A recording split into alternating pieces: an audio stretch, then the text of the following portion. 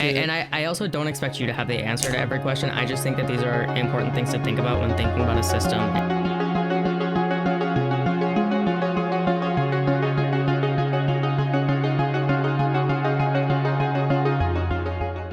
What up, cutie? How you doing? You want to come on here? We can talk about whatever you want. I kind of came up with a political idea around like 11 years ago now. I'm Okay, turning 30 this year. It's cool. around 10 to 11 years. In my life, I hitchhiked 35 states. I've been to 10 European countries. You know, as I was traveling, I always floated this idea with different peoples of different backgrounds. I've talked to libertarians, I've talked to Republicans, I've talked to Democrats. It's definitely ideological a little bit, and it's around the idea of globalization. So it's a little unachievable in this day and age right now.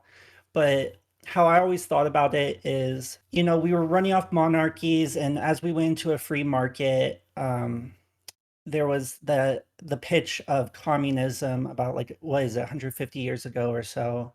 And no one's really there's been a couple of ideas like Georgism, or there's been other ones, but none of them really have like affected a lot of countries the way communism did. Because communism really did come in and introduce workers' rights. It just kind of introduced that side of what we see now in socialism, where uh, anti like monarchies and so on and so forth. But basically, I'm going to ask you to go with me a little bit. There's definitely going to be some ideas that are you're going to like a lot, and there's definitely going to be ideas where you're going to be like, that's sus. But they're kind of crucial to the element. I think we all know communism is ridiculous.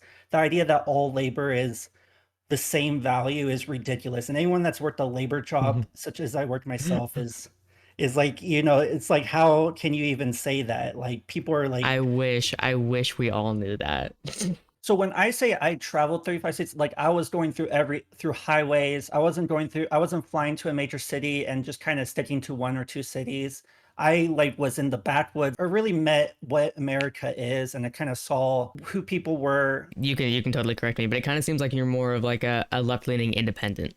Yeah, in American terms, yes. I come from an anarchist background, like I said, from youth. So my idea is it still includes a free market, but it's really taking into accountability globalization, how we achieve globalization, how we should moderate resources, and allow people to really continue the free market without it kind of staining what has happened to the proletariat and now in current capitalism. So what you mean is it kind of like a step between socialism and communism, or like a side step kind of around there somewhere?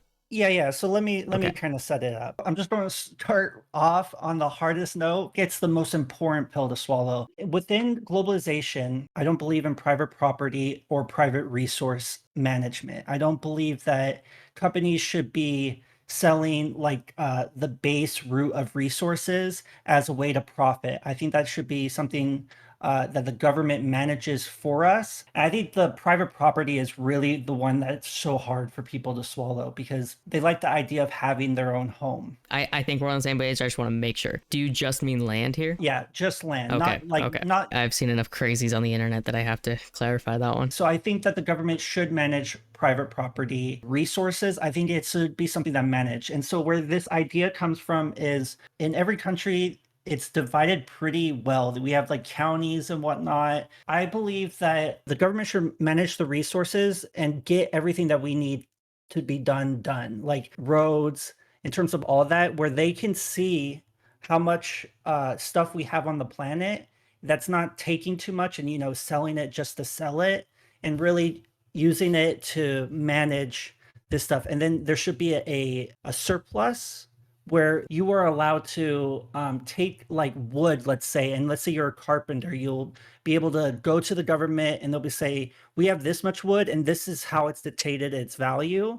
And every year the value would change based on what the gross not gross value, the growth, like how much is left over from what is needed to sustain like universal rights. I also believe that in housing, universal healthcare, universal schooling, universal all this stuff within the system, and that's what the resources are managing, and that's why the government needs to be the manufacturer of said resources such as asphalt, such as concrete, such as all these So, things. what would you say about the like base resources? So let's take a really basic one like wood, right? But let's talk in theoretics. Let's say that this isn't actually like collected within the United States. Let's say it's collected in South America. How is the U.S. buying this from South American No, countries? the idea I'm that just asking for like logistics of how it would work how because I I think think that's really important in talking about systems. That's part of the reason that when I get into actually talking about communism is why I have so many complaints about it is because it's not actually very thought through when you get yeah. into details. I personally think how it probably will go down, and to be honest with you, I think the route we're going is actually more towards this idea in the future. I think it's actually naturally going to be something similar to this idea, but it's going to do it over time. I think it's naturally going to be, we could say the UN, but I personally would hope it wouldn't be a treaty like the UN, but where governments say, hey, we like this idea. We're prepared to like not join forces, but become states within this government. So let's say, like, I don't think the United States would be the first to do it, but it obviously would be one of the better ones to it, or Russia, where they would say, hey, we like this thing. We're open to this, and then other smaller countries would vote in to do this too, where they would essentially become one nation. And then over time, I think they should be willing to help countries that haven't elected into the system, where they'd be like, hey, we have excess of food this year. And we see you guys need some food. Do you guys need some food? And then over time, within like a couple hundred years, governments would finally either fall or people would revolt and be like, hey, we want to join the globalization process. I guess my big question for you there is it seems very optimistic, right? And I understand that you're not meaning for like right now, but to me it seems like even like lefties would kind of be against this because it's some of the vibes of colonialism. And I think you and I can both understand that so many governments are corrupt, including the biggest in the world. And I don't necessarily trust I get it. one country's government to have the best interests of another country's government or to even have Get it. equal interests there. If I could expand a little bit further, because I haven't even really gone into details, and we're talking about how to implement this, you know what I mean? And that's like the hardest conversation. That's something I haven't even like fully written. This is just what I've been thinking about in terms of how would you start globalization in that sense. The idea though is, like I said, universal healthcare, universal education, so on and so forth. The idea is at some point, if we want to continue where we are now, the reason I don't believe in like anarcho communism or unregulating like economies and whatnot is it's kind of too late to go from that. We can't go back to the 80s. We know those ideas don't work. We're not, they're not going to function properly. I think the way we're capitalism right now, it's just there is no way going back. And I understand being mistrusting of governments, but at the end of the day, the reason we organized as humans, as group, is because there was a mutual benefit there from working together and having the privilege of being safe, being in a place where you can eat, and not worry about food and whatnot. That's where the core issue comes down when we're talking about this on a global scale, is that there isn't that much of an actual, at least equal, mutual benefit here when it comes to countries like the United States versus countries like, say, Nigeria or something. Oh, I don't think that they necessarily need to be equal. And that's why I mean where not every country is going to have a resource to be like, hey, I have this resource. And that's why I think globalization is so important, because there are people right now that do not have the opportunity. No one's caring about what's happening in bumfuck nowhere. You know what I mean? Like they're not sending and doing that stuff there. And that's why I think globalization is so important. I mean, half of us are wearing clothes right now that are been probably on the hands of child labor and whatnot. And we just don't really care. It just was handed off multiple times. And the whole like, oh, this was created, humanely. It's like, no, it wasn't. It was just passed off multiple times so you can sleep better at night. And that's why I think globalization is so important, is at the end of the day, capitalism, when run by humans, is just meant to exploit it's meant to do this. And I want to go back to capitalism where it was more like bartering. And so my idea in terms of this whole thing is I call it a dual economy. There's this main economy that is kind of more mathematics. It's like we all know these are all the resources. It's kind of like if you're on an island and you kind of get all the stuff you have, right? So you kind of know what to expect and how to ration properly. Capitalism right now is there's a lot of people that have a lot of resources, a lot of capital, and they're kind of like, well, what are you going to do for me? And it's kind of like, did you earn it or were you the first to get there?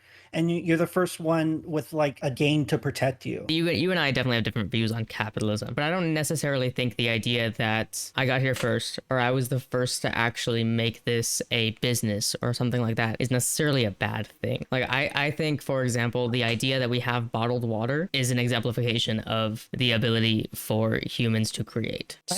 We have just very different ideologies on capitalism, I think. I believe that there should be this one economy. There's no one participating in this economy other than the government managing its resources to build infrastructure for the planet Earth. And then there would be separate economies that are kind of more microcosms where they're much more, it's a much smaller version of capitalism where, oh, I'm so sorry, in that small integrated economy, I believe it's like who builds the roads, right? That's like the first question people would ask me. It's like who builds the roads, who builds the schools, who does all these things? And I think the people should. I think for the cost of having a free education, having a free home, having all these things, you participate in like I like to call it community service, but it's just a job.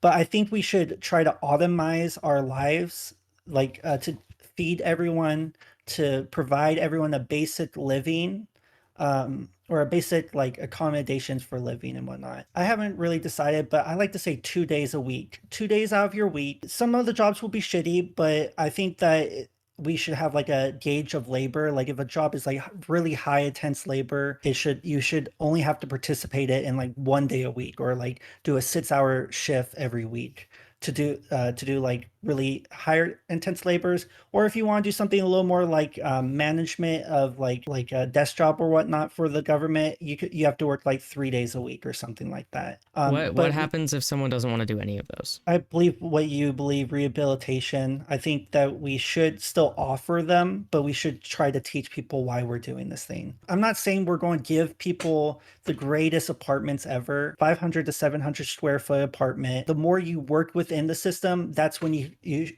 over time, you're allowed to get more of a individual home. When you move to a new county, like if you're a resident of, let's say, SeaTac, and you're like, you know what, and you grow within SeaTac's community, you do your community service and whatnot in that area. I think that you should, when you move to a different community, you have to like, you can't move the points that you have gathered at SeaTac to this new community. You have to like really work within the community to continue.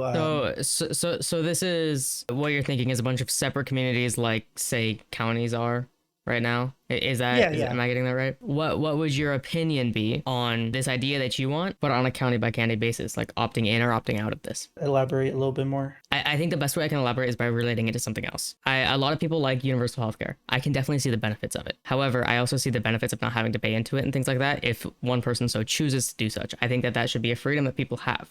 So like a system I would want, I don't know specific logistics, but a system I would want for quote unquote universal healthcare would be something along the lines of an opt-in system where every like 5 years or so, you can choose to opt in or opt out of the universal healthcare. If you opt out, you don't get access to it, but also you don't have to pay the taxes for it. So something like that where it's like opt in, opt out, but a county by county basis for what you're talking about. I like that idea for American politics, but in this system, I don't even believe in taxes in this system. I don't think that income should be taxed at all. The money within that economy, more for capitalist play in that sense. So another question I have, and I fully admit that this is a fringe case, but I think it's still important to be able to account for. Like you would say that there would be like voted in like partnerships of different countries, right? In the scenario, I hope at least that you can fully admit that not every country will like opt into this. Can you admit that?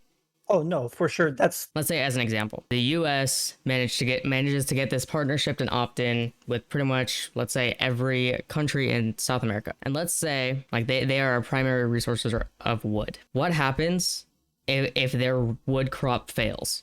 If we do not have the taxes to be able to buy from another country that is not in this union, what happens if their wood crop fails? Are we just shit out of luck or what? I'm just kind of connecting two topics here of like our allied countries, their wood crop fails. You said that we don't have taxes. So from there, if our allied country's wood crop fails, we would then have to buy wood from one of these other countries that we're not allied with, but we don't have the taxes to buy the wood. So Right. so would that like income then be from us selling excess resources instead of taxes? Is that kind of where you're going for then? Similar, yeah. I do like that you're pushing me on that though, because it is super difficult concepts to like really wrap your head around, Yeah. right? And I also don't expect you to have the answer to every question. I just think that these are important things to think about when thinking about a system in terms of how the world and the government and the economy would function. Because you, even though they are fringe cases, they will still inevitably happen. So I named the system open source government because I actually kind of like the idea of open source programs in the sense that people are participating in it and forming it. And it's also kind of contradictory because if I write it right now, in 10 years, will it be relevant? How the world changes and whatnot? Would those solutions work out? To answer your question, I don't fully know. I'm still trying to work on the ideology part and how I'm viewing the future world. This is more of a way of me viewing the world, and I talk to other people to try to figure out where my shortfalls are and whatnot. I do think the hardest shortfall is that transfer from separate countries in this capitalist system into a more global system. But I think that this idea is more for people when it comes to globalization, when it's time to like actually globalize and not have a system where there's really just really rich countries and countries that are really just scraping by off of our junk and whatnot, because that's really what's happening in like a lot of African countries. You can see a lot of people, depending on what country you're talking about, like the Congo is really bad, but then there's other countries like Nigeria and all these other places where it's kind of like in this like weird state where they do have technology and they do have some resources, but then, depending on what county you're in and what your local government is like, it's just all over the place, right? And I'm really coming from a perspective of I've traveled, all of America. I know if you live in America, you're going to be fed. I really want to bring other countries in, and a lot of these other countries bring us a lot of things that their people aren't really being accounted for over there. You know what I mean? Like most of chocolate comes from like three countries in Africa, and there is no like it's kind of like blood. The idea of blood diamonds. There is no idea. Like no one, everyone thinks that their chocolate, their Reese's chocolate is not being picked by like child laborers or kids being abducted or people being forced to pick it. And it's just a completely different world over there where people they accept it because that is the best reality they have. They're like, I'm going to continue to work here because my parents won't die, my family won't die if I work here. Yeah, This is go also for it. just more of an ideological thing in general.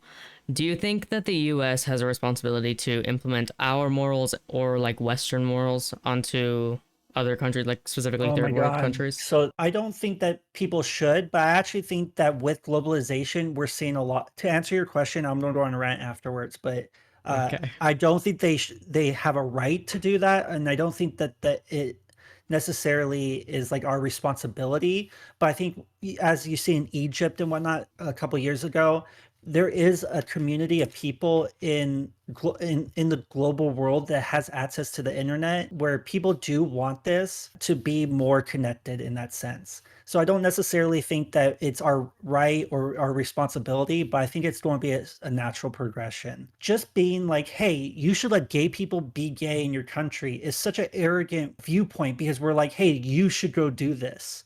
You should think So like us. And I don't necessarily think it's wrong that we want people to be not harassed in other countries, but I think that you have to accept that you are arrogant in this in that ideology. And I don't think that's necessarily 100% bad, but I think when you're having these conversations, you really do have to be aware that you are telling someone how to live their life. So the reason I bring this up now is because this is a common thing that I see with a lot of people, honestly, both left and right. It's a common point that I see as hypocrisy is this idea of like there's no moral consumption under capitalism. This idea that human labor or like child labor and things that in the U.S. would be considered like barely even a fucking wage are allowed in other countries. But at the same time, these people tend to be also be the ones to say that like have no right to dictate our morals onto these other countries. And I see it as a really big point of hypocrisy because like I mean, my personal opinion, I think that we do have a right and a moral duty to dictate some of our morals onto these countries, specifically those of like democracy and kind of workers' Fascism rights. coming out, that good old American fascism. I love my good old American fascism, but like No, I no, like get it. I on get a it. I realistic hope I sense, didn't insult you, by the way. I no, just like joking. I don't care. I've been called a Nazi on the internet. I don't give a fuck. But like no, it's more of this idea that if we really think that our morals are best, which a lot of people do, left or right, I think that we do kind of have a moral duty to say, hey, you know, you are violating this moral foundation. You should really stop and actually put an effort into making people stop doing that. It's an admirable thing to want to help people. Can you explain a little bit more? Why is it hypocrisy? It's hypocrisy in terms of what morals are okay to dictate and what are not. Because to me, I think that all morals are pretty equal to dictate. When you go broad enough, everything's going to be hypocrisy. And I think hypocrisy is only bad in really niche situations. I think the idea that you can be morally like, oh, I like this one. Morally, I think we shouldn't tell these people that they can't eat dogs. Let's say, that's such a taboo thing. Let's go with that. I think being like, you can't eat dogs in your country, but then we're eating meat over here, that is a niche enough thing to be like they can kill dogs over there, all right? Can I get more specific then? Because I think I'm pretty sure that everything that I'm talking about can fall under human rights. Okay, go ahead. So you have I'm gonna go super extreme and some non-extreme ones. All right. So for example, you have genocide in Myanmar. All right. I think the U.S. has a duty to put boots down there. I think that the U.S. and pretty much every UN country has completely violated their own oath and Yeah, needs to step in. so But like so that's a really extreme one. I think you would consider just quickly, would you consider that a human rights violation? The like taking from your family, child labor forced. human rights violation. Yeah, probably. So a lot of people would also consider things such as gay people not being allowed to get married, or gay people being stoned, depending on the person you're talking to. Those to be human rights violations. But a lot of those same people would say that the U.S. should not intervene in those moral situations, but should intervene in other moral situations. I see that as very hypocritical, because if you're gonna say that human rights violations need to be intervened with, be consistent. In the terms of modern day, it's really hard for me to be like, yeah, let's go invade that country and get this shit done. You know, it's hard for me to do that because I don't know what the US government is going to do over there. I don't know if they're going to be like shooting up kids, like doing that whole thing, like kind of like what we were doing in Iraq and Afghanistan. There was a lot of human rights violations done by the US military. In the terms of the open source government I was talking about, you wouldn't accept if you are accepted into the country, you have to accept that people are allowed to leave your sector of the, you can't keep people in your thing.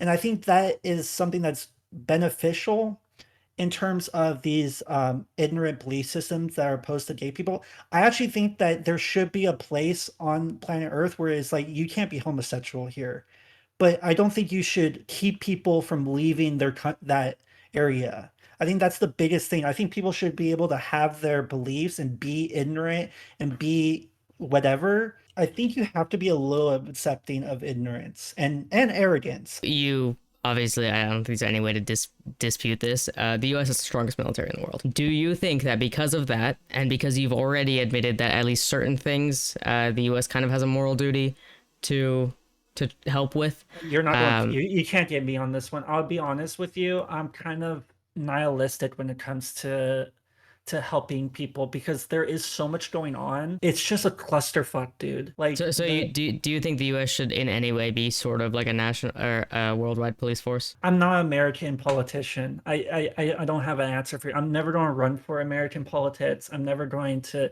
advocate for more violence. If I said like the West in general or like UN nations in general, would that change it at all? Or it'd be the same answer? It's just so hard, especially like when you think about what's happening in the Muslim to Muslims in China. It's like, should we get involved? I kind of think yeah, but also it's like basically starting World War III. It's a hard I question. agree with you. That's very hard. I've always been very conflicted on these, but I also believe on this is more of just a moral sense that certain human rights violations, I guess I can accept the US just kind of accepting and turning a blind eye to. Genocides are one where I don't feel like I have the ability to do that. So there's Myanmar, there's China, there's three, I believe, going on in Africa right now, one being Nigeria, I think. And like those are situations where I'm like I can't really accept the idea that should just turn a blind eye, especially considering the United States is one of the countries that signed on to quite literally to the Never Again Pact, It's and then also is choosing to ignore the Never Again it's Pact. so, and that's kind of where I'm coming from, where I'm so tired of capitalism and being okay with all these things. I can't tell you if the shirts on my back are made in sweatshops where people are jumping out of buildings and then getting caught in Oh, they nets and are. They they're are. hoisting them back. Exactly, that's my point. Like it's impossible to run from it, and I hate it. I hate and that's why I want to go back to small roots capitalism where people have, a franchise, but the franchise is only in the county. You can only own 3 store fronts. I mean, that's how I think the world should be ran, where you saved up enough, you came up with something that you think is special, and you sell it in your country or your county. That's where your company is. And if people want to, visit your McDonald's, you go to Evans, in whatever county or area you're from. I love small business. I love people, doing their own thing. And I think that's where we were so good. I don't think we need 10 McDonald's in every county. All these corporations are basically oligarchies and whatnot. They have created a perfect skeleton for the system I want. Like people were like, how are you going to do that? It's like you just take ownership of the company. I'm gonna start doing call-ins every Sunday, I think. If you want to talk again, Sundays.